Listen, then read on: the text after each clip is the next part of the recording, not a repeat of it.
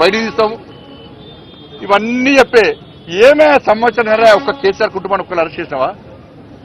పోనీ తెలంగాణ సమాజం మొత్తము అరెస్ట్ చేస్తారు అని కళ్ళకు వచ్చుతున్నారు.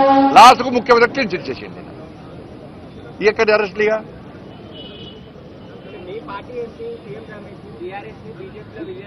అంటే టాపిక్ ఎవరిది? ఫోన్ టాపిక్ మాట్లాడాను లేకుంటే మీరు అదిస్తారు వాళ్ళ మీరు.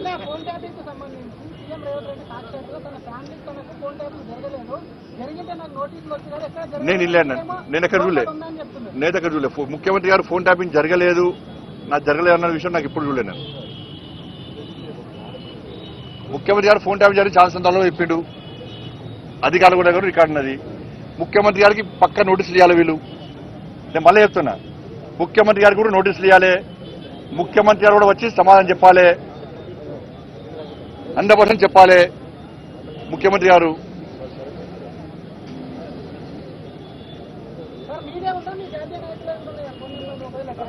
అన్నా లిస్టు చూస్తే నువ్వు ఆశ్చర్యపోతావు అన్న, వేల నెంబర్లు లేదు అలా. ఇక కేసీఆర్ కొడుకు ట్విట్టర్ తినడానికి ఏం పని లేదు, ఇదే పని వాళ్ళకి ఏం పని లేదు. అన్ని ఉన్న పని వారు ఈ 11 సంవత్సరాలు సాధించింది ఏంటి అంటే వేల కోట్ల రూపాయలు వ్యాపారస్తులై రాజకీయ నాయకులే అన్ని ఎలక్షన్ కూడా పట్టుకున్న పైసలు గీసలు అన్ని దొబ్బిపోయి వ్యాపారస్తులు బ్లాక్ మెయిల్ చేసి పైసలు దొబ్బిపోయి అదే సొంత చెల్లెది ఫోన్ ట్యాప్ చేస్తారా అన్న, బిడ్డ చేస్తారా అన్న ఎవడన్నా? అల్లుంది చేస్తారా ఎవడన్నా? అక్కడ కాంది ఎవరిది? కేసీఆర్ గారిది. కేసీఆర్ కొడుకు ట్విట్టర్ టిల్లుది. కేసీఆర్ అల్లుందాయా? అల్లుడు కొడుకు సంతోష్ రావు. వాళ్ళ ముగ్గురే కాదు నాకు తెలిసి, అందరి అయినాయి. బీఆర్ఎస్ పార్టీలో ఉన్న మంత్రులు అయినాయి, ఎమ్మెల్యేలు కూడా అయినాయి. బీఆర్ఎస్ పార్టీలో ఎమ్మెల్యేలు కూడా అసలు హరీష్ రావు గారు ఒక సంవత్సరం ఫోన్ వాళ్ళే, ఇప్పుడు చెప్తున్నారు వాళ్ళు సంవత్సరం ఫోన్ వాళ్ళే భయానికే.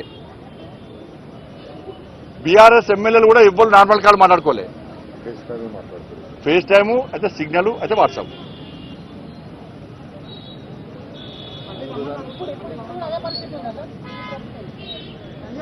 ఇప్పుడు మాకే తెలుస్తా, మీకే తెలుస్తుంది ఎక్కువ. మళ్ళీ రమ్మంటే మళ్ళీ వస్తా. నేను విచారణకు నేను కేంద్ర మంత్రిగా రాలేదు, ఒక సాధారణ పౌరునిగా నా బాధ్యత ఉంది కాబట్టి ముఖ్యంగా నేను సఫర్ అయినా, మా పార్టీ కార్యకర్తలు సఫర్ అయ్యారు, మా నాయకుడు సఫర్ అయ్యారు. ఆ రోజు కాంగ్రెస్ పార్టీ లేదు, ఆ రోజు బీఆర్ఎస్ పార్టీని కేసీఆర్ మెడల్ వంచింది భారతీయ జనతా పార్టీ. మా పార్టీ కార్యకర్తల మీద నాన్ బెయిలబుల్ కేసు పెట్టిర్రు, రౌడీ షీట్లు ఓపెన్ చేసిర్రు, కమ్యూనల్ షీట్లు ఓపెన్ చేసిర్రు, లాఠీలతో కొట్టిర్రు, నిర్బంధం విధించారు మా మీద. అప్పుడు సఫర్ అయింది మేమే, కాంగ్రెస్ పార్టీ కాదు. మేము సఫర్ అయ్యాను, కాంగ్రెస్ పార్టీలో ఒక రేవంత్ రెడ్డి గారు మాత్రం సఫర్ అయ్యారు.